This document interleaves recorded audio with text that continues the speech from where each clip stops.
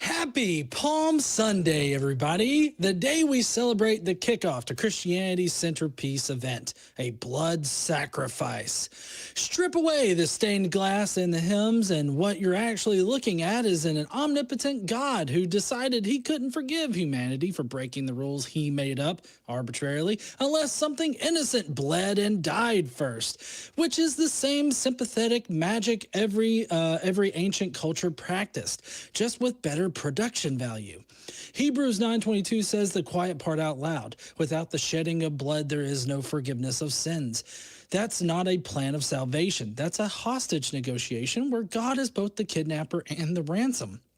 And the sacrifice didn't even work. Sin didn't stop. Suffering didn't stop. And most humans who ever lived are still supposedly hellbound because they picked the wrong God out of a lineup or were born in the wrong century.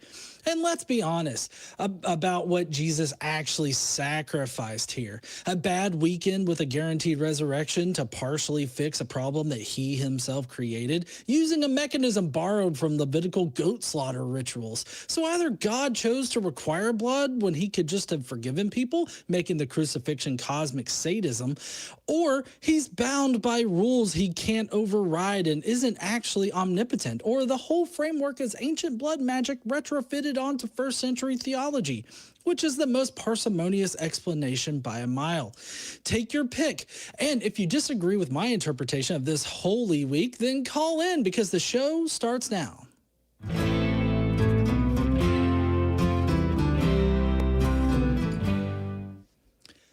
What's up, heathens? How y'all doing this week? I am here with Jim Barrows. What's up there, Jim? How are you doing? Doing pretty good for a Rosie Palmer and her 5 friends Sunday. Oh, wait, yes. No, that's just Palm Sunday. Sorry. Oh, okay. Today is March 29th, 2026. I am the Godless engineer. And just letting you guys know that to cover everything here at the beginning, the Atheist Experience is a product of the Atheist Community of Austin, a 501c3 nonprofit organization dedicated to the promotion of atheism, critical thinking, secular humanism, and the separation of religion and government. So we are streaming tonight. So big shout out to our viewers on TikTok and on YouTube mobile. If you are watching us on TikTok tonight and you'd like to talk to us, then request to join and we'll bring you up on stage to make sure, to make sure that you are over 18 years of age before doing so. So with that said, Jim, what do you got planned for this holiest of weeks? Well, I'm doing this show now and then I'm doing Skeptic Haven after. And so other than that, that's about it. I'm not planning on much of it. I mean, it's just another week. I don't know what makes it holy. It's not like we're missing a Wednesday and there's a hole in the week, right? Yeah. You know, honestly, I find that the whole sacrificial week of Jesus being like a big production number, I think is a little weird considering, the fact that it's celebrating the sacrificing of one person to cover for all the sins of everybody else, which actually doesn't accomplish anything, kind of like what my intro was saying.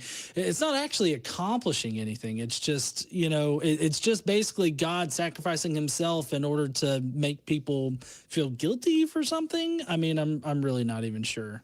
Yeah, and it doesn't even make any sense, right? Can you imagine somebody on trial for murder gets convicted, sent to the death chair, and the person's father says, "Oh, no, let me go, let me take it for my son." And I don't think anybody would think that was justice. But because it involves some guy named Jesus Christ, all of a sudden that's justice or mercy or whatever you want to call it. If you wouldn't accept it of a human doing it, why is it all of a sudden okay for a God to do it? Why is it okay for God to sacrifice himself to himself? If you believe in the triumvirate God, right? It is that. We can't make it sound any sillier than it already does. So can't really accuse us of that. But I don't get it. It doesn't make any sense. Why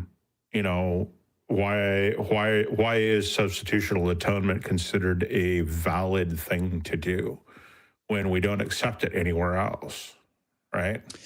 Yeah, I mean it's rather curious how they make that calculus work. And I honestly, when I was a Christian, I really didn't give it more than 2 seconds of thought for it. Right, like I was just told Jesus died for you, so you should definitely feel guilty for that. Yeah, that's some serious guilting too, right? Yeah. I went through 9 hours of labor to birth you, and I paid for every hospital visit and doctor's appointment and your braces, and so that kind of guilting, I don't think we consider good parenting, and yet we accept it from God. This type of guilt tripping and shaming. So yeah, I know, right? So we do have somebody over there on TikTok that's wanting to get up here. So I'm going to go ahead and get them on up in the box here. Let's see if I believe it's Tony. See if Tony's going to connect. If you are on TikTok, make sure you're tippy-tapping on that screen there. Make sure you're sharing out the live to all of your friends, especially people that you think will disagree with us. And make sure you're commenting. Commenting sends positive signals on all the platforms in order to get the stream out there so that we get some really good callers up in here. I'm not sure. I don't think Tony's actually gonna connect. I think Tony's a ghost request there. Bummer. We do have the phone.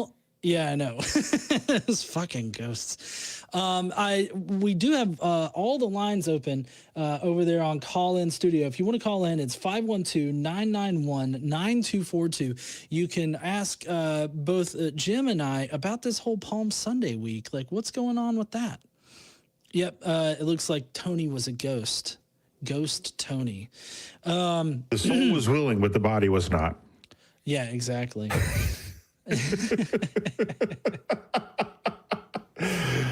Can we make it any worse for the poor guy? He probably just had technical issues, and here we are making jokes about him. Oh, well. Well, so the whole ghost thing, people go away from the app, they request up, they forget and everything, and so it's just sort of there. So, yeah, it's definitely not Tony's fault. That's definitely not what I meant. It's whatever kind of weird thing that the TikTok app has going on over there. TikTok does weird stuff, really? Yeah. Don't say.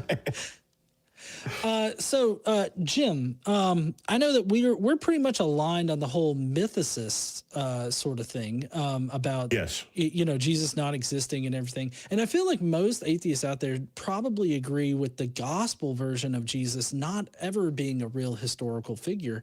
But I'm kind of curious, as far as this week goes, the Holy Week, the entrance into Jerusalem, and him getting pinned up on the cross and everything like that. Where do you think that kind of comes from? Like, what do you think? I guess maybe got the gospel, like Paul and the other people, to like invent such an extravagant sort of deal for Jesus. Well, don't we mostly get that from John, who and John's kind of that whole Jesus superhero thing, right? My take on Matthew and Mark is Jesus as kind of a regular guy. We get miracles out of him. Granted, none of those miracles are anything that a stage magician can't do. But we do get some miracles and all of that. But we don't see anything getting set. We don't see, to my mind anyway, as much of the Jesus as sacrificial lamb, except from John. And so I think that's the where we get it all from, right? Is he's the sacrifice and therefore part of a festival or a celebration of the sacrifice, which seems really, really weird when we're sacrificing a human and human sacrifice. Yeah. But I think, I don't know how much of it, I don't think any of it actually comes from Paul. I think it's all John. I mean, a lot of the supernatural Jesus Christ badass thing comes from John, to my mind. Yeah. Yeah, well, John has the more explicit connection to the Yom Kippur ritual, and everything. So yeah, John definitely is very very tied into that. Let's see, we do have somebody else over there on the TikTok. Just letting everybody know, if you're watching on TikTok and you want to talk to us, just go on ahead, request up. We are only doing one person at a time though. We also have someone on. We have a caller too. Yeah, we got someone screening in over there, but I'm not sure if Tiny Rick over there on TikTok is going to be a friendly or op, but let's see. We've got Tiny Rick coming up, maybe. Yep, there's Tiny Rick. Hi there, Tiny Rick. Are you over 18? I see him flash. Oh, are you there, Tiny? Yeah, can you hear me? Yep, I got you. Are you over 18? Right. Yes, yeah, I'm 39, yeah. Okay. Right. What are your pronouns, by the way? He, him. Okay. Right. Are you opposition or are you friendly? Absolutely not. No, I'm a huge fan. I basically just wanted to say hi because no one else was calling in. And just a quick question, maybe you can give your perspective, because during the announcements, you always say that the atheist community is about secular humanism and the separation of church and government, and I can't put it together right now. But it's four things, I think. Do you guys have like one in mind that you think is kind of on top, as it were, as in like the others follow from that? Because I would. Yeah, so I mean, I would say the separation of religion and government would probably be like a top priority, but I think feeding from that are the other things: secular humanism, critical thinking, atheism. Atheism as far as like the secular aspect of atheism, I guess. I don't know. What's your opinion there, Jim? I think first we need to be clear that we're speaking, that is coming from the atheist community of Austin, which is an organization, a club, essentially in Austin, Texas, who puts these shows on. So we're not trying to speak for all atheists. I don't know. I hope you weren't taking that, but yeah, I think that the secular humanism and everything kind of flows really from those ideas, to include separation of religion and government, comes from that. But yeah, I think that as a focus right now, given how much Christian nationalism has the ear of the government at the moment, that is something that we need to be much more focused on than maybe we have been. Absolutely. That seems to be the most important thing at the moment. Yeah, and then Kelly over there on TikTok says, "Can I volunteer?" And yes, you can. You can volunteer. There are a lot of ways in which you can volunteer, and you can email volunteer@atheist-community.org, and you can get involved. You can. We're always looking for people interested in being part of our productions. We're looking for crew members. You can be a guest on one of our shows, or even eventually become a host. So you just email volunteer@atheist-community.org, and you can help us out. All right. And since you have a caller, and if you're in the Austin area, I'm gonna head out and say thank you, guys. Have a good evening. Okay. All right. Thank you, Tiny Rick. I hope you have a good one. Yeah, I think sometimes people forget that we are put on by an organization that exists in Austin. When we say the atheist community of Austin, and so it's important, I think, to make sure we make that distinction when someone's talking about the things the ACA does or right. believes or is currently supporting. So things like, atheists helping the homeless, there's a lot of things. And the ACA also supports other atheist organizations as well. Mm-hmm. Yeah, and we normally have, we take our first call and then we do some other announcements. And while we're still getting our actual call-in studio call queued up here. We do want to encourage people to like the videos on all of the platforms where we're streaming today: TikTok, YouTube, all of that good stuff. Make sure you're tippy tapping on that screen over there on TikTok, sharing out the stream on all of the different locations, and making sure that you're helping us produce the best show, because y'all are part of the show by getting this video out there to everybody. Enable notifications. Make sure you're commenting, because that's going to help too. Another way to support us is by sending in super chats. We will read as many as we can on the stream today. So if you want to get any kind of super chats in, definitely send those super chats in, and we will be addressing those on occasion in between calls, and at the end of the call we will be addressing any that we get in. If you're in the Austin area, you can follow the Atheist Community of Austin on Meetup to keep up with all of the community events, and you can see what's going on at tiny.cc/ACA Meetup. We've got Philosophy Under the Stars game nights and many, many more things that are taking place there. You can join our weekly watch parties at the Free Thought Library on Sundays for live viewings of Talk Heathen and the Atheist Experience every Sunday. The doors are open up at noon, and it's a great place for building community. And while we're still getting our call screened in there, they dropped. I do want to send a very big thank you to the crew out there on the back end that's putting this together. Thank you guys so much for doing that. Big crew cam there. Thank you guys so much. Y'all are awesome for making everything run smoothly here on the Atheist Experience. Y'all are great. And yeah, we're still waiting on calls to get in here. We did have somebody that was calling in to complain about pronouns, so I'm so sorry we're not going to be able to address that one. But now, Jim, what would you say is your biggest complaint about, Christianity, maybe Christianity's effects on our current modern, society or culture? Like what kind of things do you notice people doing or people putting out there that seems to be a detriment? Well, I think the biggest detriment is that we have more churches, active churches, than we do schools. I mean, I think that tells us where people's priorities are. Then we have a movement towards taking the funding for charter schools and trying to move that to religious schools as well.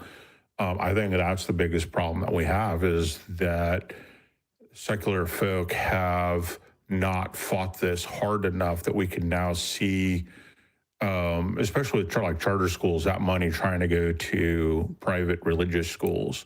Now, I have a problem with charter schools in general. I was a supporter, but in the last 10 or 15 years or so, I have become less and less supportive until a point where I'm completely against it. I think it's a really bad idea for our schools.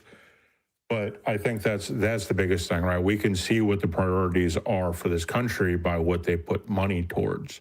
And we put more money into building churches than we do building schools. And we're trying to put more money into building church schools rather than good secular schools that will teach everybody no matter what.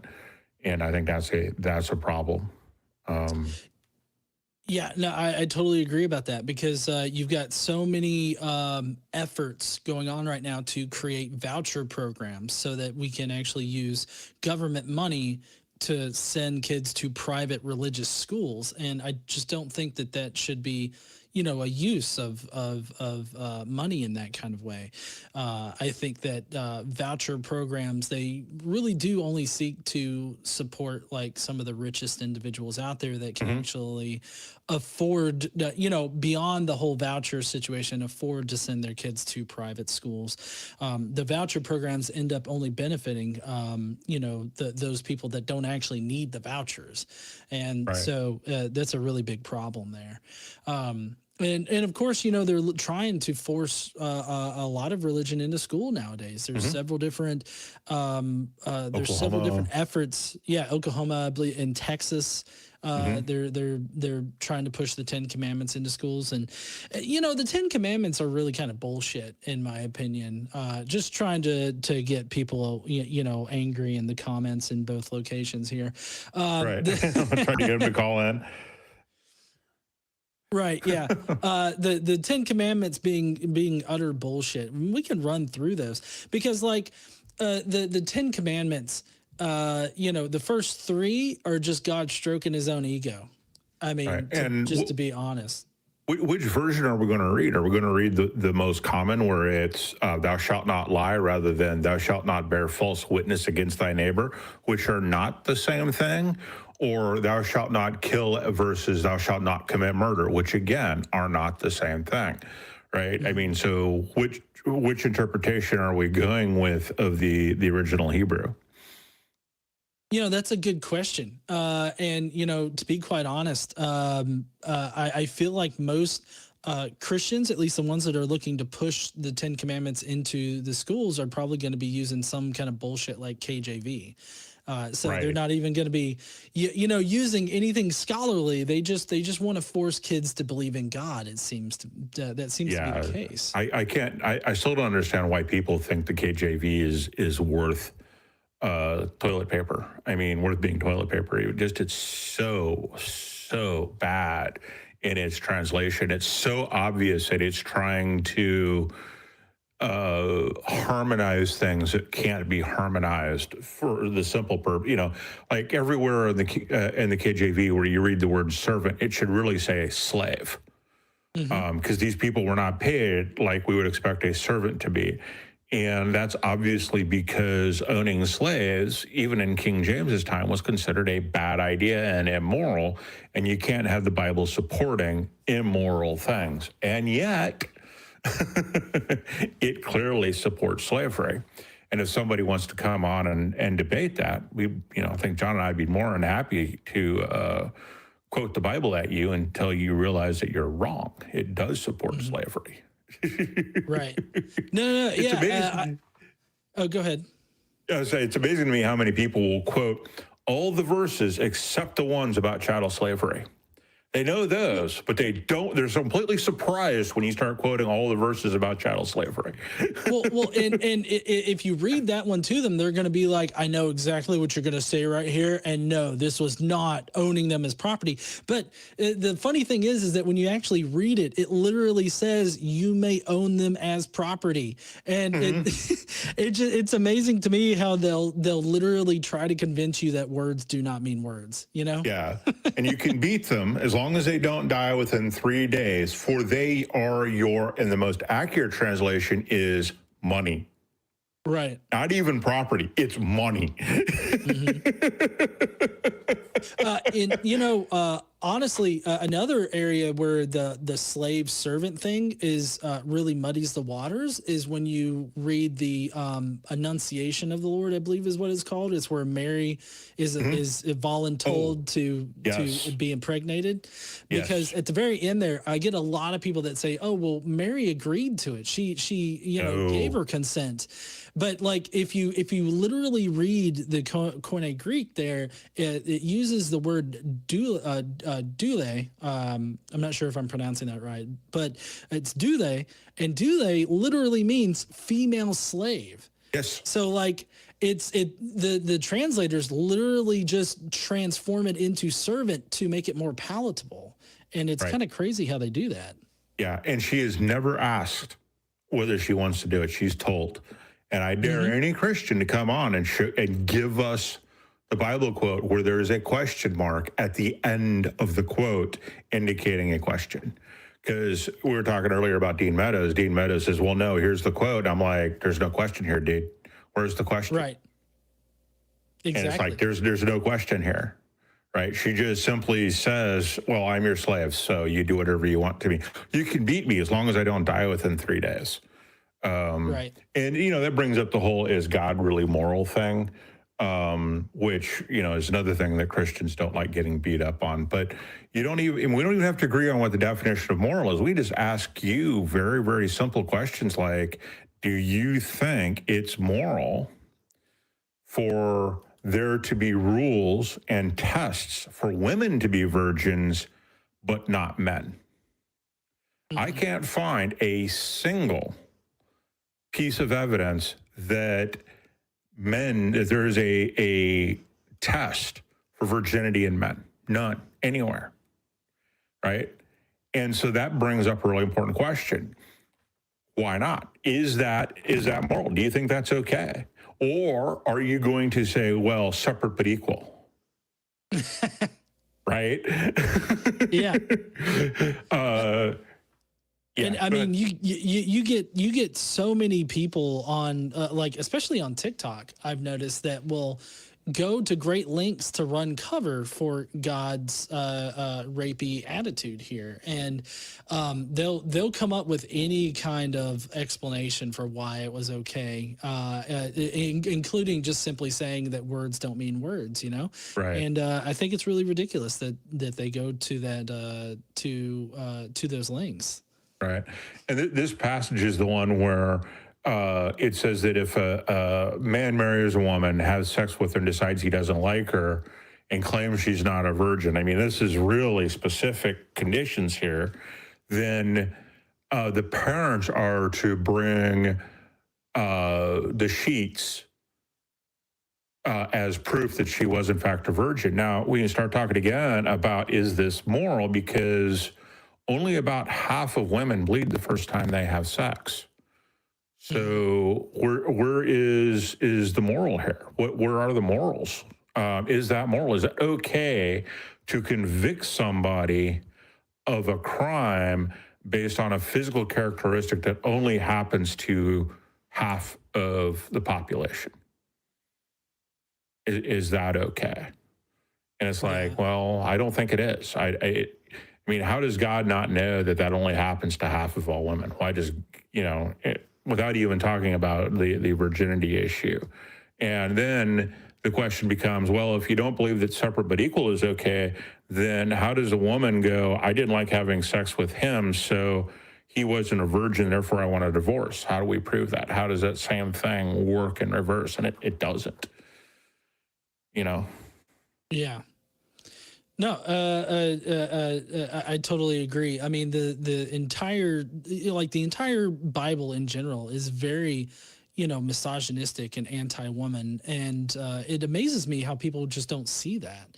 And I think that instances like you just brought up are, incredibly important to bring up to believers out there, because they regularly don't understand, they don't understand like how bad the religion is. And that's why I don't know about you, but Jim, but I like running with the whole idea that Christianity does more harm than good. And like the amount of misogyny, like systemic misogyny that it's created and has facilitated, I think that definitely more than suffices for it. But I'm kind of curious, what's your take on that particular statement, like Christianity doing more harm than good? Well, I mean, we can just look at how often Christianity has had to resort to violence. I mean, I don't think we can say that Christianity has spread because of the quality of their arguments. Clearly, we don't buy any of the arguments. They all are flawed. None of them address the problem of evil or any of its premises. And I think if you're going to claim that there is some sort of omnipotent, omniscient, omnibenevolent God out there, that you need to deal with the problem of evil. And I think that's why, I think the problem of evil is why you don't see that triumvirate God show up in the first century. He's what, a second, third century invention? And I don't, I just, if you're not dealing with that, if you're not, shoot, I forgot the question. I'm sorry. I got off on a tangent. Oh, no, you're fine. Just your general sentiment on whether Christianity does more harm than good. Yeah, and the quality of the violence. From the very beginning, there are, when they first got a hold of the first Roman emperor, They started working on making it punishable by death to believe in any god but theirs. And you have those kinds of punishments happening. You have, the Crusades, the conquistadors, and even up into the 1800s, you have Native American children being ripped from their families, taken to religious schools, where, every single one of those schools that I'm aware of that we have some sort of mass grave or grave of those children who died. So I think you can just look at that history and go, this is stuff that's still happening today. The Catholic Church is still playing, hide the priest when the priest is playing hide the salami with kids. And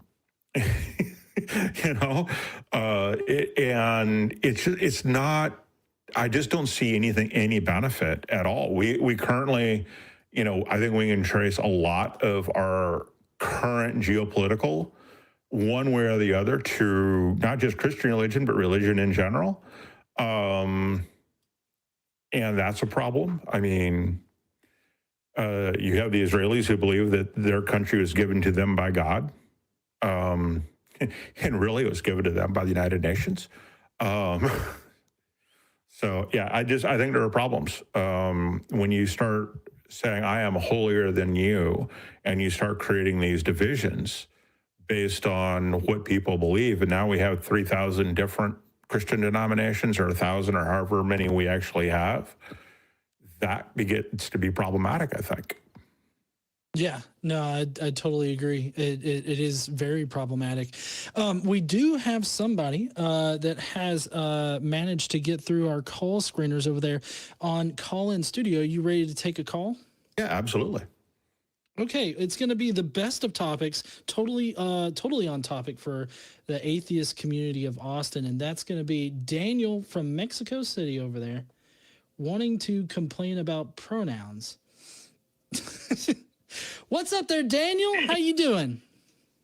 Hey, I'm doing fine. Just to be clear, I don't have anything against different genders or anyone assigning their own gender. Just to be clear, I don't believe everyone has the right to assign their own gender, and I don't have a problem with anyone. I just want to make that clear, right?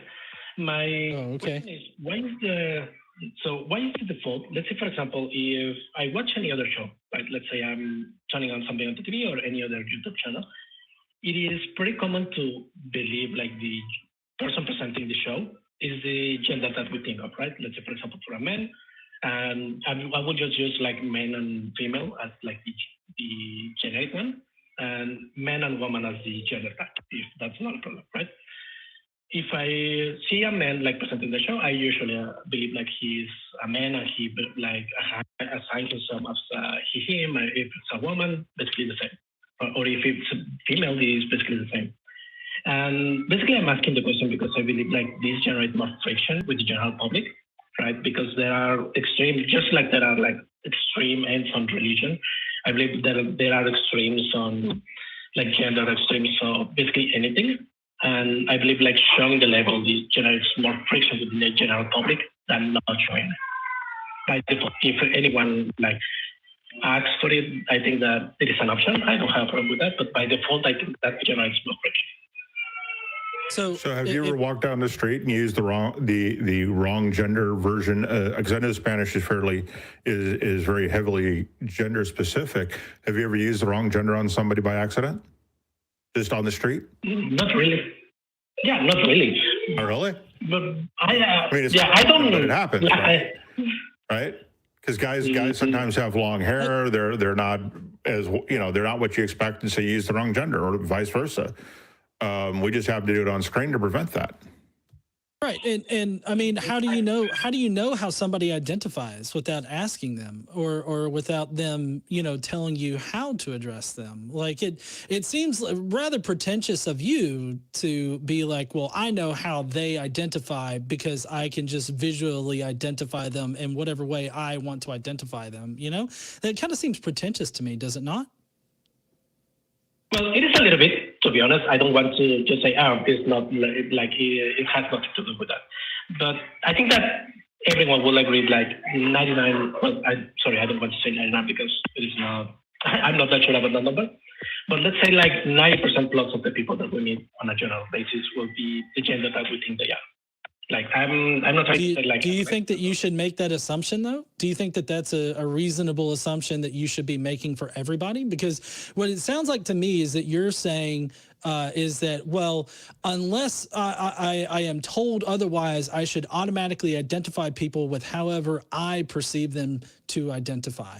And why is it not just more polite and better in general to just ask people how they identify? And with us presenting how people identify on screen, we're just making sure that people know how to address people so that we can have a nice, respectful conversation.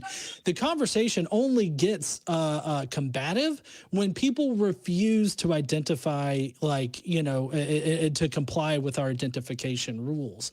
It's only at that point where, you know, we start to get a bit, I guess, combative in our conversation, because people don't want to do that. And it really kind of perplexes me as to why people wouldn't want to do that. No, the thing is, I agree, but there are 2 points in that argument that you just made. One, yeah, I think that, as I mentioned, everyone, like, or almost everyone, you will be able to see or assume. I don't want to like use the wrong word there, because I don't want to sound that bad, to be honest. But let's say, for example, if you see someone on TV, or if you see someone on the street, 95, 96% of the time you will be correct on why on their gender. Just generalizing, right? Obviously, you can make mistakes, but I think that, for example, if you're presenting a show and you are the gender that 95% of the people seeing you will assume you are, I don't think that there is a problem with just skipping that, right? And obviously, why not use gender-neutral pronouns? Why not just use gender-neutral language until you find out? No, I don't have a problem. Why not do that as the default? No, I don't. The thing is, maybe that's just my personal experience and my experience living in Mexico. I know that there are different like cultures in the world and different cities, and even like the culture can vary between different cities. But for example, in Mexico, it is somewhat offensive, just to say the least, if you refer to someone as gender neutral when you are meeting them, right? Because it is not like the people would get defensive or they would try to fight you. But usually, if you are talking to a man, like it is at least in the Mexican culture, it is respectful for them to just call them, okay, good day, sir, or nice to meet you, sir, something like that, right? And I don't know if I'm not saying that's the correct default, right? Because I mentioned there are different cultures. Culture's got to change. Yeah, it's not just the Mexican culture that needs to change. You know, in the U.S., we have the same thing. It's just that English has less gender-specific nouns and verbs, right? But still, and that the culture's got to change too. It's not right to make assumptions about people based on bare facts like what people are wearing. Because if you go back, 100 years, you'll find men and women wearing very different clothes today, or even 200 years, right? Because you go back to, in the U.S., we go back to colonial times, and we can see that men were wearing makeup, men were wearing wigs, men were wearing heels, men were wearing corsets, not women. And after the late 1700s, early 1800s, it doesn't take. Yeah, it happens after that. So making assumptions based on what people are wearing doesn't seem like a good way to address people. Much better to do it and have and show real respect for them by being gender neutral until you find out what they wish to be called. I think that I will agree with that if I were living in the US, right? But for example, in Mexico, as even you mentioned, the language does not work that way. Daniel, I'm wondering, do you recognize that us normalizing the, requiring pronouns, having pronouns next to our name so that people can properly identify us, do you recognize that as as us actively trying to support like the trans community and actively support not just automatically assuming gender? I support the first one. I believe like asking everyone, please let me just like complete the argument. I believe that the first one is a good one. It's a good policy. If someone calls and you need to basically talk to them in the show, asking them what gender they are, what the gender they want to use, or what pronouns they want to use. I think that's a good thing, right? Because again, someone with a different gender will call to the show, and you have no other cue or no other clues to basically try to assign a gender, right? I think that's a good thing. Right. Okay, so you're all. Would I be accurate? Would I be accurate in assuming that the only thing that you're complaining about right now is the fact that Jim and I, as well as other hosts, put our pronouns on the screen? Is that what you're complaining about? It is not a complaint. Yes. As I mentioned, it is the format of the show. I'm just wondering why choose that if that generates a lot of like friction. For example, I'm asking that because I have recommended the show to multiple people, and a lot of them have asked me, okay, why do they have the gender if like 99% of the, sorry, I keep using 99. Let me change that one. If the majority of the hosts like have the gender that I think they have, let's say it that way, right? They use different wording and maybe a little bit more offensive. But I think that having that by default generates a little bit more friction. I don't think it is a bad thing. No. For me, it is neutral, right? No, but I think it only creates for the general people. Yeah, Daniel, it only creates friction with people who are transphobes. I don't think so. To be honest, I have family members who are not transphobe. Hey, Daniel, which of us has been doing this show for over 10 years with his pronouns next to his name and does other shows? And which of us on here hosts their own show with their pronouns and would know more about the friction that gets generated than you? I think that I'm the first one that I'm basically mentioning it, because I don't think that I'm the only one that thinks about it. Oh, no, you're not. Well, go ahead, John. Sorry.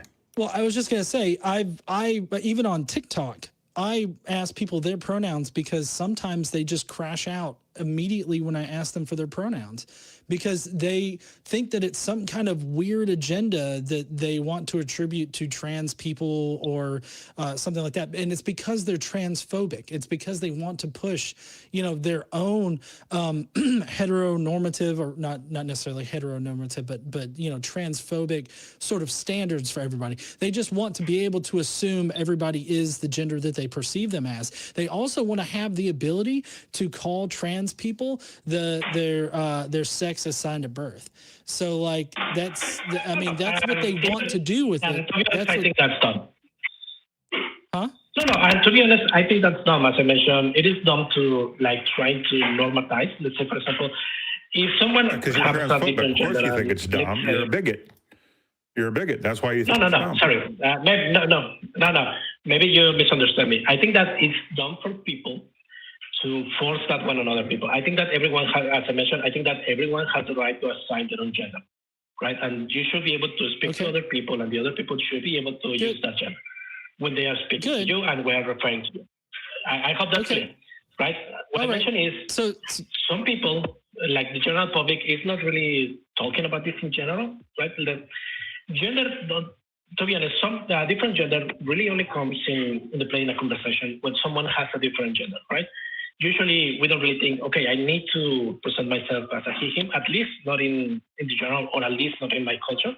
As I mentioned, I'm calling, and my opinions are reflected on my culture, right? Or my culture is reflected on my opinions. Right. So Daniel, I just want to say, we're based in the United States. In the United States, the trans community is under fire right now. They're being targeted specifically. There's many bills that are going through various levels of government that are specifically targeting trans people. So asking people for their pronouns and making sure that we're identifying people correctly and normalizing that kind of process, that kind of workflow in normal conversation is an important thing, because what it says to the trans community is that we see you, we hear you, and we want you to be accepted in our in society in general, not our society, but in society in general.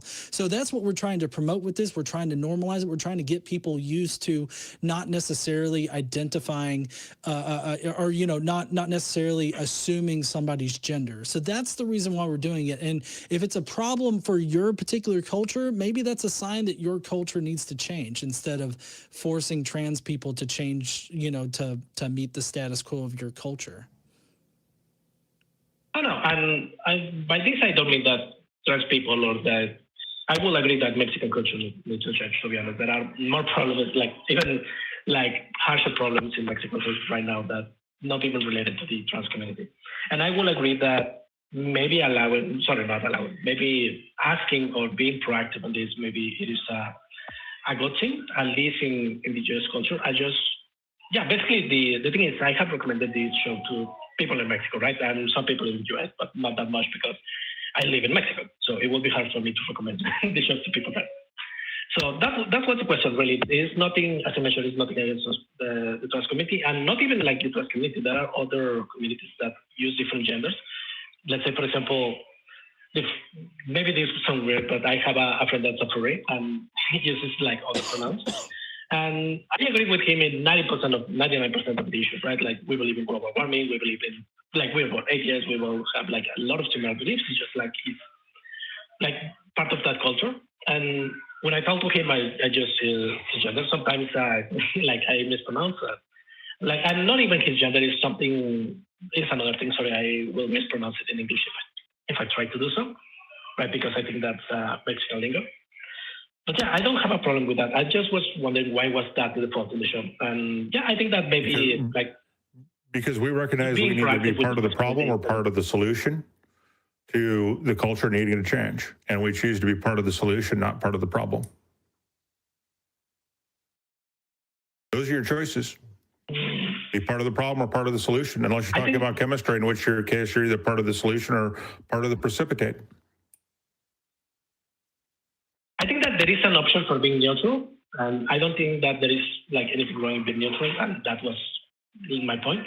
But yeah, I think that being part of the solution is a good default. That's our default, is to be part of the solution, not part of the problem. Because to choose not to decide is still to make a choice, right? Choosing the lesser of two evils is still choosing evil. Yeah, but my point is maybe at least in some cases, let's say for example, again to the question, not showing the gender by default. Yeah, I don't think that is part of the problem. If not, basically every. No, it's part of the solution to the problem. Live transmission will be. Putting our pronouns everywhere, and my pronouns are everywhere on every piece of social media I have, whether I'm at work or out in public. My pronouns are out there because I want to be part of the solution, not the problem. You can either choose that or not. It's up to you. I understand. I understand. What I was asking, basically the question was, or my point was, I don't see anything wrong in having that by the default, right? There are some places where it is the policy that is mandatory, and I think that that's a little bit risky because you start making friction, right? And that's what I meant at the start of the show. I think that maybe by that being mandatory or by that being default, I think that it creates some friction with people that are not really thinking about it, and if they meet someone that is trans or someone that has a different gender, we don't refuse to call them like that, because I think that the only people, and this is my personal opinion, I will not try to generalize it, but I think that people who denies or refuses to refer to someone else with the gender they prefer are just dicks, to be honest. I'm sorry for the word, but they are either dicks or bigots or something like that. I don't think the general people. Yes. If you ask So if you refuse to call somebody by their correct name because they have changed their name, simply because they have changed their name to a name that is associated with the gender you don't think they are, and you refuse to use that name or those pronouns, you are a bigot by definition. Yeah, exactly. Yeah, exactly. But I don't think that the majority of the people are bigots. Maybe I'm wrong. Oh yeah. So this is why I was wondering why. Because the majority of people don't have a problem with at least in the United States, don't have a problem with using gender neutral. Majority of people in the United States tend to not want to be bigots, and they recognize bigotry when they see it. Now, the Mexican culture may be different. Maybe have some problems, but there are only two solutions: you be part of the problem or part of this. Or there are only two choices: you be part of the problem or part of the solution. That's it. Yeah, I just to And jump I in think here that's real what I quick. disagree a little bit. Well, just to jump in here real quick, I know that Mexico has a pretty predominant like Catholic community like in Mexico. I don't know if you are Catholic or if you know Catholic persons, but generally Catholic people are, you know, transphobic. I mean, they don't want to recognize trans people in the community. They don't want to recognize the fact that gender is more of a social construct than anything else. They don't want to recognize it when people transition. At least is what our experience is here in the States. Do you have a different experience there, David? Daniel? Sorry, Daniel? Oh, it is Daniel. No, don't worry. The thing is, Mexican culture is changing a lot in the last, let's say, 20 years.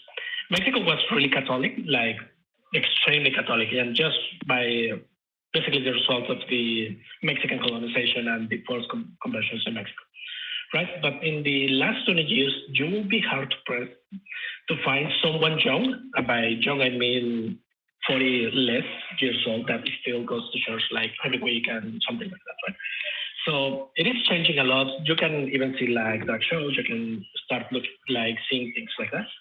So it is not as strict as it was. You can still see like old people like with those views, at least in my experience, right? Maybe you can see like some extreme people or some people that was basically taking to church like every weekend and things like that. But it is less common nowadays, to be honest. It is more free, more open. In fact, I think that we have like a resurgence on the feminist movement lately, and same with the LGBTQ community lately. We have like LGBTQ parades in like our capital city and things like that. So it is not like that lately, but yeah, it was like that like maybe 20 to 30 years ago. Okay. Like I said, I'm not. Basically, that's my question. I don't think that. Sorry, go ahead. No, well, I was just gonna say, I don't live in Mexico, so I don't know what the culture is like there. So, but as far as like us presenting our pronouns, it's just our we're trying, like Jim was saying, we're trying to be part of the solution by making sure that people have become accustomed to seeing pronouns in bio, pronouns next to our names, so that they can accurately get a sense of how we identify is what, is the effort that we're putting forth. And it's the effort that I put forth on, all of my social media platforms and everything that I do. And so that's what I'm definitely trying to do there. Okay, and I think I can respect that one. I don't think that should be default just by the friction it creates, but I can respect the opinion. Okay. All right. Well, is that all that you wanted to talk about today there, Daniel? Yeah, basically, I have like some other things that I would like to maybe with you guys, but I think that I have taken enough time on the show. So thank you very much for taking the call. All right. Thank you, Daniel. Appreciate you. Yeah, same. Have a nice day. See ya. Bye. Bye. Sorry, I'm trying this thing where I'm using my tablet over here, trying to be all fancy with multiple gadgets going, but sometimes it doesn't want to respond to my touch. But anyways, we don't have anybody else in queue on either TikTok or in Call-In Studio.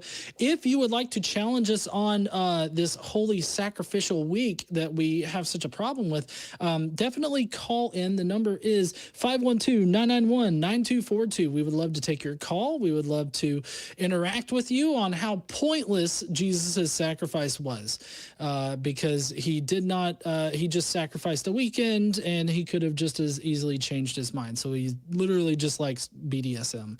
It makes it seem like, but, anyways, we don't have, if you're over there on TikTok, by the way, if you can tippy tap on the screen there so that we can get the feed out to the rest of TikTok so that we can bring some people in. Also, if you haven't shared it yet, take the time to like repost it, share it with a friend that maybe has an issue with atheists or mythicists. Like I was bringing up at the beginning, both Jim and I are mythicists in that respect. So definitely call in, and we would love to interact with you. The number, once again, is 512-991-9242, or just hit that little request up icon over there on the Tickety Talk.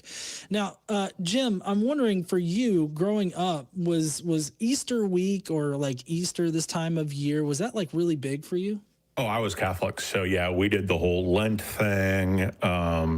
Can't eat meat, only fish on Fridays. I went to Catholic school about half the years I was in school, K through 12. So yeah, if you went to go, cafeteria, you were getting, non-meat dishes, et cetera. The whole giving something up for Lent was a big thing on the first day of Lent in class. And when we weren't going to a parochial school, we were in CCD classes. So those are the, evening classes for Catholics, basically, for Catholic children. Okay. I forget what CCD even stands for anymore, but it's, the Sunday school for Catholics is on the weekday. Because we don't really do Sunday school. The Mass thing's a little bit different. But so yeah, it was always a big deal. And then, of course, sunrise service on Easter morning, was always something that my family tried to make. We were not twice a year Catholics. We were every single Sunday. Sunday. Yeah. Man. Yeah, I grew up Catholic too, but I was a pretty lazy Catholic, to be quite honest. Like, I was just a Catholic because my parents told me to go to Catholic church and everything like that. So like, I really wasn't like all into like the whole theology of it. I went to private Catholic school. And so like every Easter, right about the time of Easter, we would have like stations of the cross, right? Yes. That we'd have to go through and memorize. And that was kind of crazy to have to go through that, because it was, growing up, now looking back at it now, like it really is so crazy, because with Catholics, I don't know if many people know this distinction out there, but Catholics, they don't just have the cross, like they go crucifix, right? Like they totally go all in with the crucifix. They have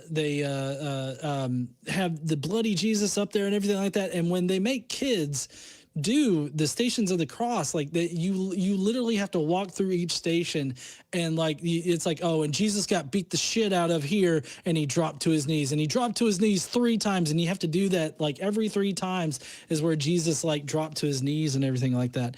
It's just it's crazy. Yeah, it is. The rituals are, and the rituals are kind of interesting too, I think, from the perspective of you go to another Catholic church in a country whose language you don't speak, and you can still participate in the Mass. You're just reading the English version, not in my case, we were reading the Korean. We're at a Korean Catholic church, and of course the entire service is in Korean, but we're following along because we know which prayers they're using for that day for the entire service. And so we can follow along and read the passages that are being read. The Eucharistic prayers, we know which ones they're going to be using for that particular day in most cases. And so you can read along with the whole thing. And I've seen very senile old people participating fully in the service simply because it's so ingrained in them. I think you've heard the joke. Priest gets up to the very beginning and realizes that there's something wrong with the microphone. And he says, it's just loud enough to be heard, but not understood. There's something wrong with this microphone. And the congregation responds, and also with you. Which is only really funny if you're Catholic, because you know what their response is to. Yeah, I have this tick, though, that, because I like Star Wars, and whenever it's like, may the Force be with you, I always want to go, and also with you.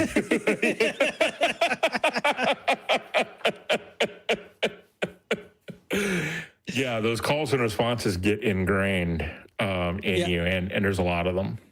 The one thing that I liked about Catholic Mass though was that as a kid, like I had a you know, a very analytical brain, and so like I was able, like after a few of the masses, I was able to figure out the routine, right? Right. And so I knew the second time we went to our knees and prayed, we were almost out of church, and so like I would just be, it would be like nails on a chalkboard until we got to that second time we knelt down, and then once we did that, I'm like, home stretch. Let's get the fuck out of here. And whatever you do, Father, don't take too long after communion. We're done. Time to go. Yeah. Yeah. Well, I was an altar boy too, and I was primarily an altar boy because it was less boring than sitting in the pew. Oh yeah. Because you had to get up and do stuff, but you also had to be, you know, a lot less obnoxious up top there, where everyone could see you. Yeah. So just we do have somebody in the queue over here on a call in. We don't have anybody over there on TikTok. If you are on TikTok and you disagree with the atheist position, or you disagree with secular humanism, or if you think that church needs to be deeply integrated into the state, then do request up. We would love to talk to you. But right now we are going to get to Anne over there on Call-In Studio. Welcome up, Anne. How are you doing? I'm fine. How are you guys today? Doing pretty good. Yep. So, Great. Anne, what would you call like to in talk about? Oh. I'm sorry? Oh, I was just asking what you were wanting to talk about today. Well, I did call in on one topic regarding the last call, but you guys were talking so much about Catholicism, and I felt like it was the story of my life. I grew up in a very Catholic bubble growing up. I mean, large family. I had 9 siblings. We were all named after saints. Right. I don't even know what saints are about anyway, or where they come from, or how they came to be. Because supposedly, you know, my name Anne is supposed to be after Saint Anne, but I don't know that she even existed. And this is only something I've only been recently thinking about, you know, from watching these shows. And I think, who are these saints? Where'd they come from? Were they real? Those are really good questions. To make it even weirder, it's only the Roman Catholic Church that does it. The Eastern Orthodox, Russian Orthodox, and the Coptics don't do it. It's only the Roman Catholics that have the whole saint thing, and the whole intercession of saints, where you pray to a saint to go talk to God, you know, about something is kind of weird too. But yeah, I don't know. I should really look into that, because that might be an interesting story, is to figure out why the Catholic Church puts emphasis on these saint folks. Yeah, I know that they just recently inducted in the first Gen Z saint, and you know, honestly, the saints. Whenever somebody gets sainted or whatnot, it seems really weird, because like they have to verify miracles that happen after their deaths, right? Mm-hmm. And so it's really odd to me how they can verify that, because it's always like, oh, well, I had a sliver of his shirt and we were like, hey, please heal this person, and then the person got healed. It's like, no, they just took Tylenol and they're fine now. But I mean, that's not a miracle. That's just something that we understand. You just attach it to this object and everything. It's actually quite weird, like the whole saint part. But that's also why there are some people out there that say that Catholics aren't Christian, because of well, they worship, you know, Mary, or they pray to Mary, but they also pray to the other saints. That sounds like my mom. You know, if you're having a problem, she'll tell you to pray to this saint or that saint, you know, whichever one is the patron saint of whatever. Like, yep. Mom, I asked her one time, like, Mom, do you ever pray directly to God? Like, yeah, sometimes. Okay.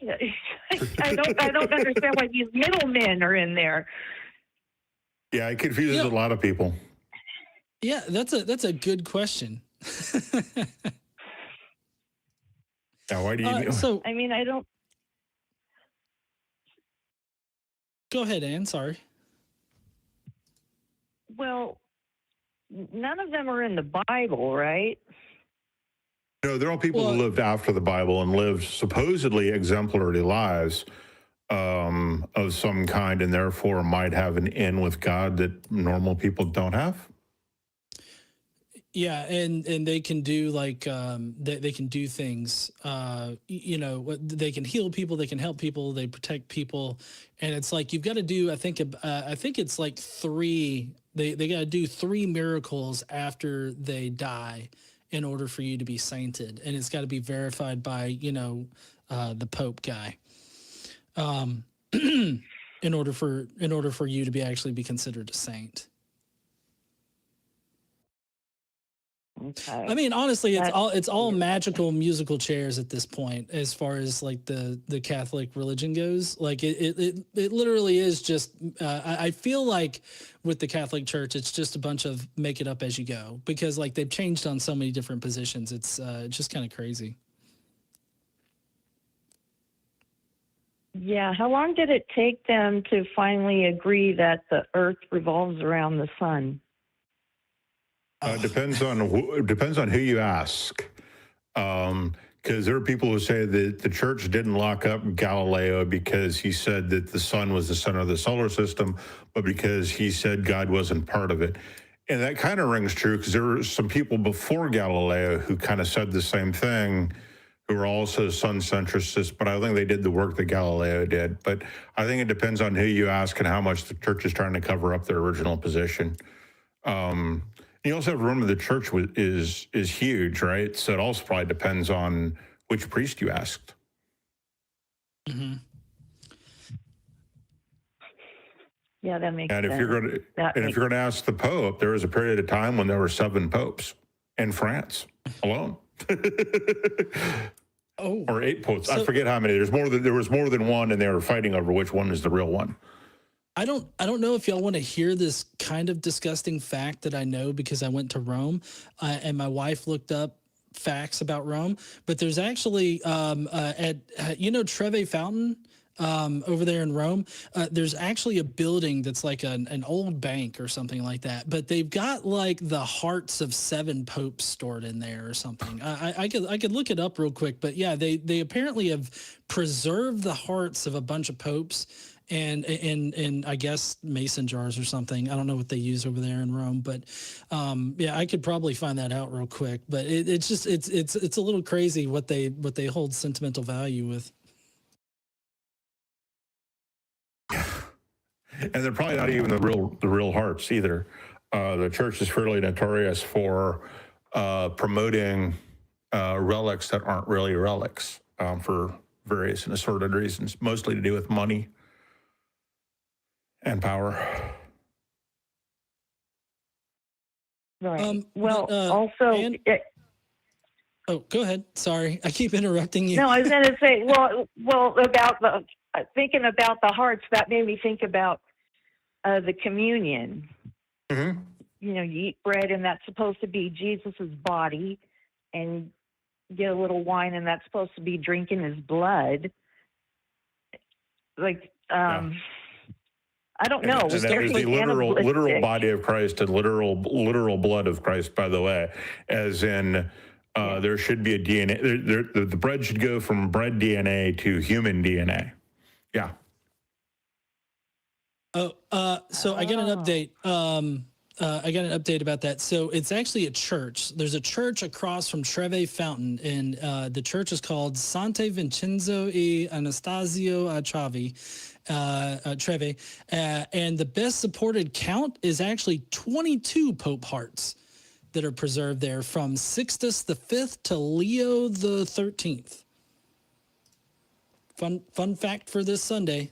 Fun fact Sunday.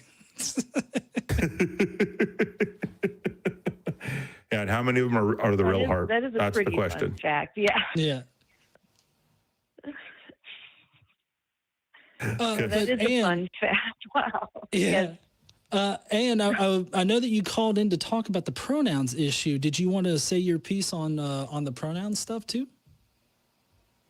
Yeah, I just, I listen to quite a few of these shows, and I'm not young. I'm 58, so I know I have more years behind me than ahead of me. But I know that, while I'm still here, you've got to keep up with the changes, and I have no problem with that.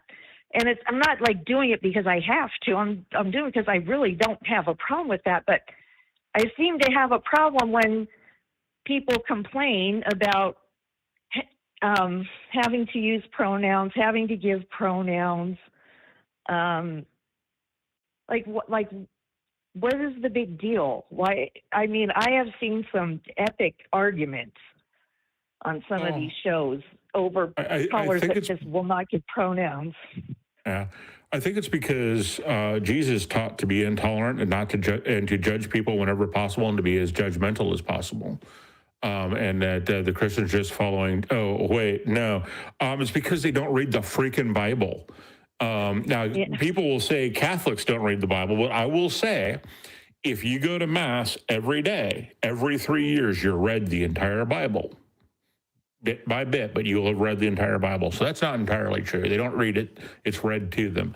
But because they don't read the Bible themselves, and they think it has all the same prejudices they do, and then they hear some stupid apologetic preacher who says God didn't make Adam and Steve, completely ignoring the fact that Cain and Abel were brothers, and the only woman that existed was mom. Right? They forget these things, and they want to argue about it. And I'll go, well, no, the Bible says there were cities. Okay, but you can't have it both ways, right? And so you can't have the first family in cities. Well, the Bible didn't cover all the people that Adam and Eve had to make the cities. And it's like, so Eve was a clown car? I don't get that either. So, literally, I think that's what it is. They don't read their freaking Bible, and they don't understand it. And so they listen to preachers who are supposed to know it and go from there. And you have preachers who are bigots and use the Bible to excuse their bigotry.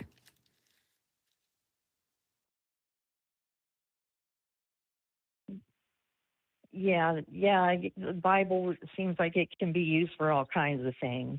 Mm-hmm. Like any type of prose, and I don't consider scientific papers to be prose. It's a whole different genre of writing. But prose can always be interpreted in multiple ways. That's part of the problem with teaching by parables. It works in a limited way, but you always have to make sure you've got a really solid explanation of what you mean by the parable and how it is applying to whatever it is you're talking about. And we don't always get that. So, it just doesn't make any sense to accept a collection of 66 stories or 68 or however many you want to call it as literal fact when it's open to interpretation.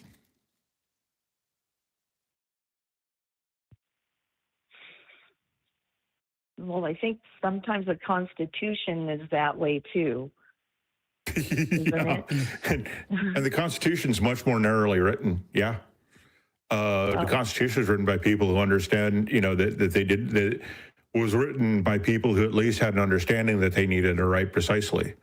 And so you're taking actions and trying to figure out how those actions fit under a set of laws. The law does try to be precise, and sometimes in that precision, it stops being about what we want it to be.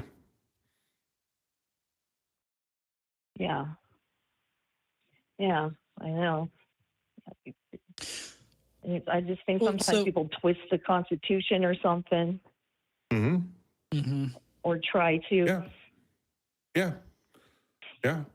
I mean, there are people who will tell you that the passages in the Bible about treating the foreigners among you with respect and decency were about legal foreigners. And it's like, so where was this country's borders, and how do they protect those borders, and how do they how did you know you were coming in? How did you know they were here illegally? Because at that time, all paperwork could be faked, right? You go look at some of the ways that traders tried to keep track of what they were selling and how much they were selling it for across a trade route. There's some pretty sophisticated ways to do it. They only did that because of forgery and crime. And how do you know if somebody is actually a citizen of your country if you don't? We have a hard time with that. Our modern IDs get forged all the time. How are you doing that when you have clay tablets and papyrus? Yeah. Yeah, that was much easier. Much easier today than it was back then. So, you have people interpreting all kinds of things in terms of what they know today, and you can't do that. So you got to look at what they knew at the time. Okay. All right. So, Anne, before we let you go, I was going to ask you, because I asked Jim this a second ago, and I like hearing these kinds of things being answered by fellow atheists, but how integral was the Easter week or the Easter celebrations and everything like that? How integral was that for you growing up? Oh, yeah. My mom was all about that.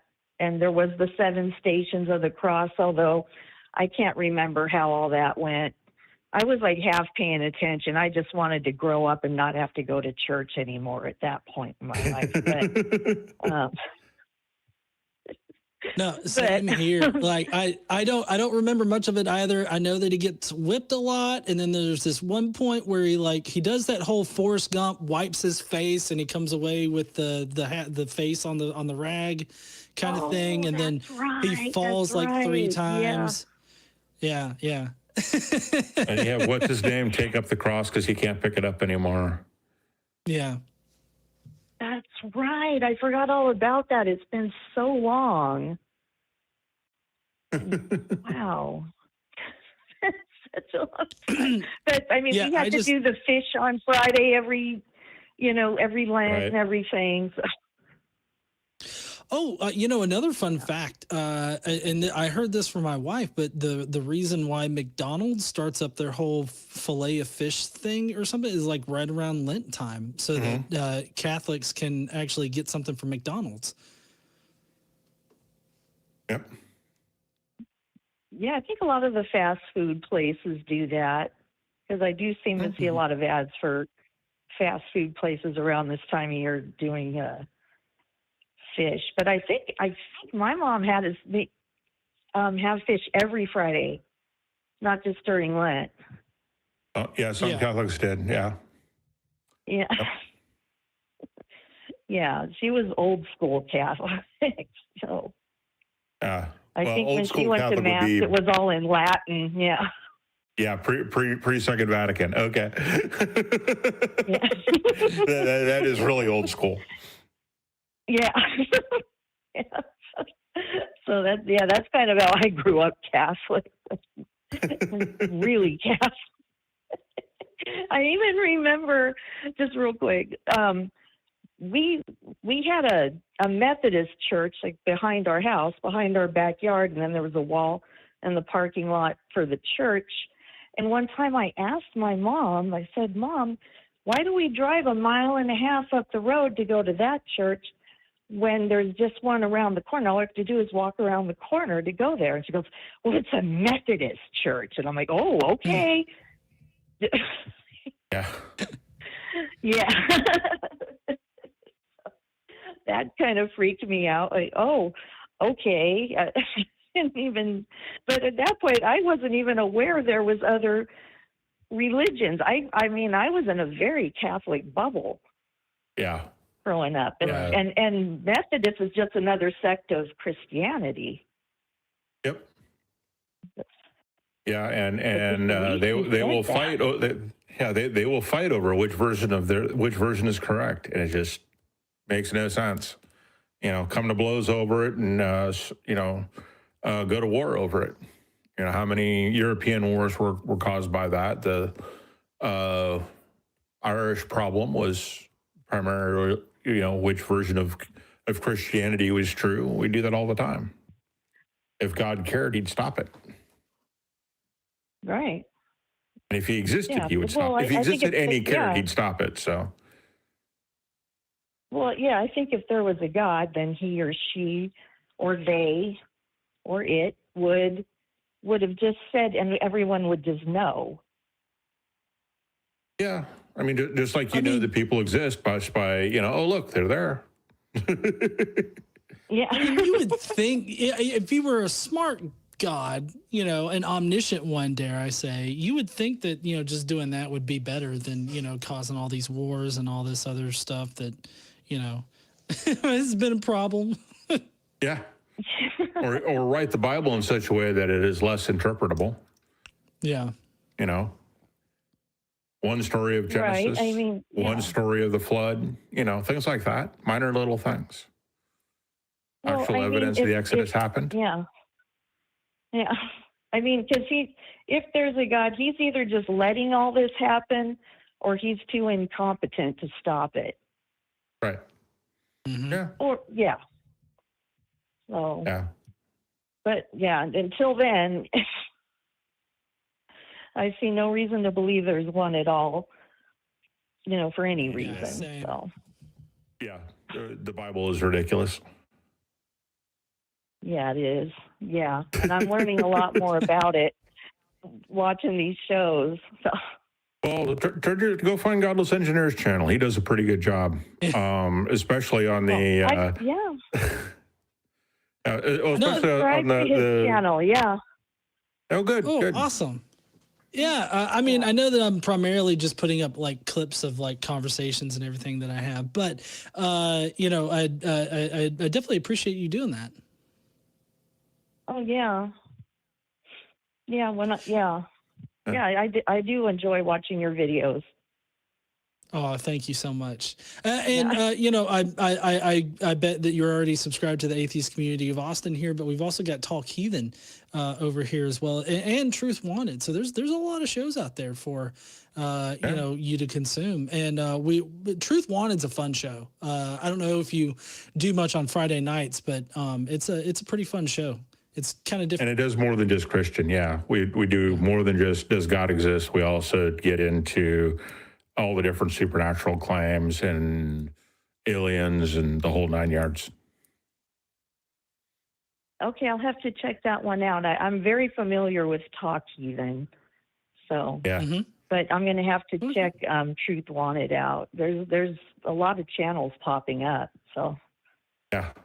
Oh yeah. yeah. But this one All I right, found Ann. just like a year ago, and it was all old stuff. So.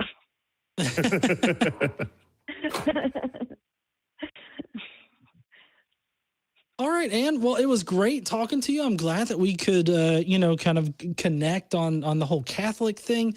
I know that there's a lot of recovering Catholics out there, and do you have the same thing that Jim and I do? When it's like, if I were to say to you, "May the Force be with you," what's your automatic response? And also with you. There you go.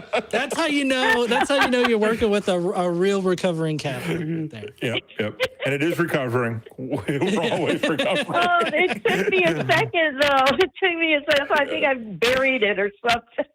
No. Yeah. And I dug it up. I'm so sorry about that. All right, Ann. And Well, then it was lift great up your talking. hearts, we lift them up to the Lord. Yeah. Yeah, exactly. And it was great talking to you. And I hope that you'll call in the future if you have any other questions. And I hope you have a good rest of your day and a great Holy Week where we're going to sacrifice, you know, Jesus on Friday. Yeah. We're Jesus' lost weekend. Yeah. Yep. So, Yep. yeah. All right, Ann. Well, I'm going to drop you down right now, but I hope you have a great day. Okay. All right. You too. Bye. All right. Bye. Oh, there we go. All right. Well, I think that's kind of a wrap for our show here. And I don't think that did we get any super chats today? I don't see any super chats. I don't think that yeah, no super chats today. Yeah, they could have made us say almost anything as long as it's not against our policy. We'd be willing to say it. So nobody wanted us to say something silly. I know. I usually, we get people wanting us to say some silly shit, but we didn't get that today. But I do want to bring up our backup host, Kelly. Hey there, Kelly. How you doing? Oh, Kelly is muted. Yep, I was. I haven't done that in a long time, too. But just as you were introducing me to come up, we got a super chat. Oh, I saw that. May the force be with you, Anne. I think is what it said, right? Yeah, that was awesome. That was awesome. So, I thought, actually, I loved Anne's call. I thought it was really refreshing and just great. I really enjoyed it.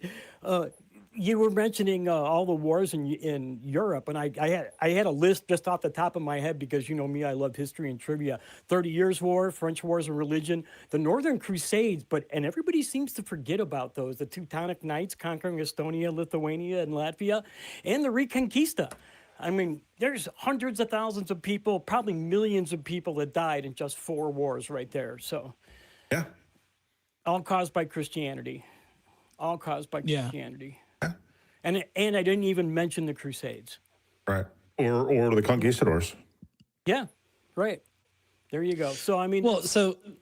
Go ahead, John. Yeah, well, I was just going to say, Kelly, something that I asked Jim earlier was, about my statement that Christianity does more harm than good. And I'm kind of curious where you fall on that question. You know, it's really hard to tell because I know a bunch of old women that have led their lives being good Catholics or some other good Protestants, and they really, really believe in Jesus, and a lot of them are alone now, and their life revolves around that, and that's really all they have.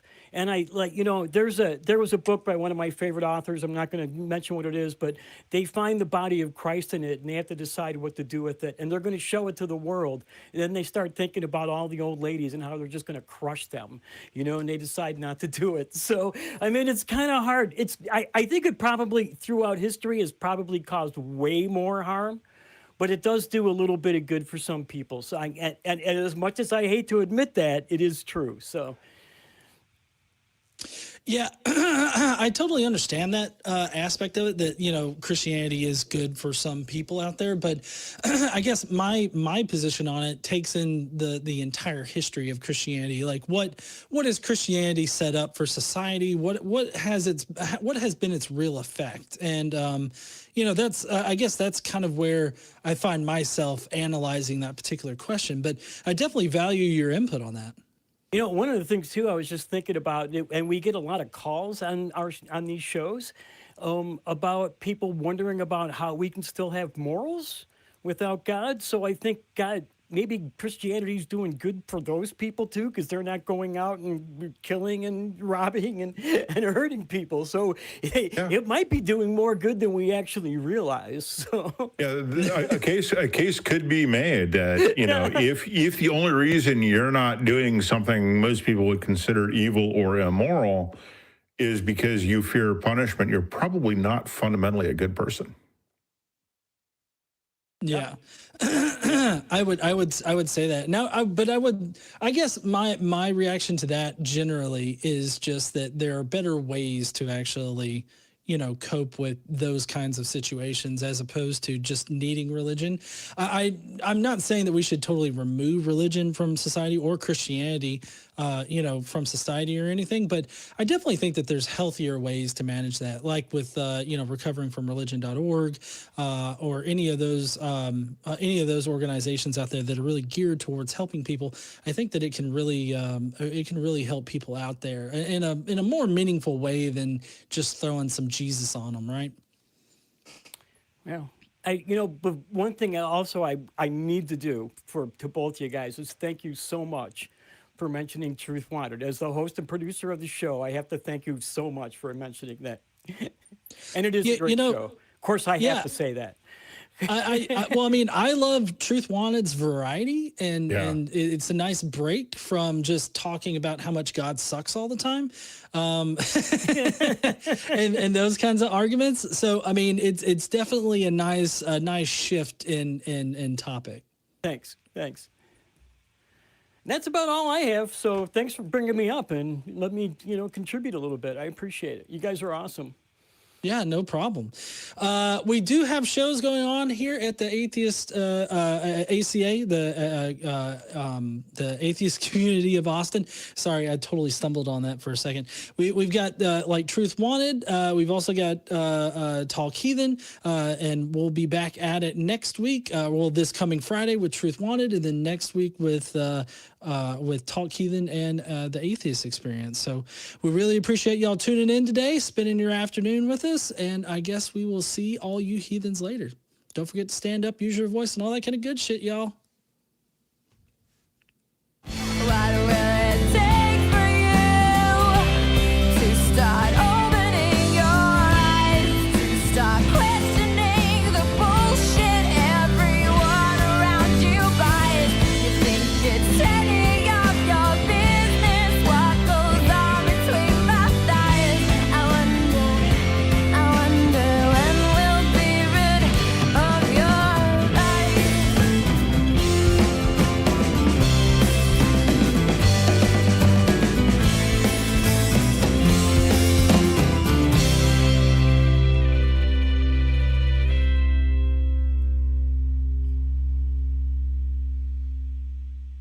Watch Talk Heathen live Sundays at 1 p.m. Central. Visit tiny.cc/YTTH and call into the show at 512-991-9242 or connect to the show online at tiny.cc/callth.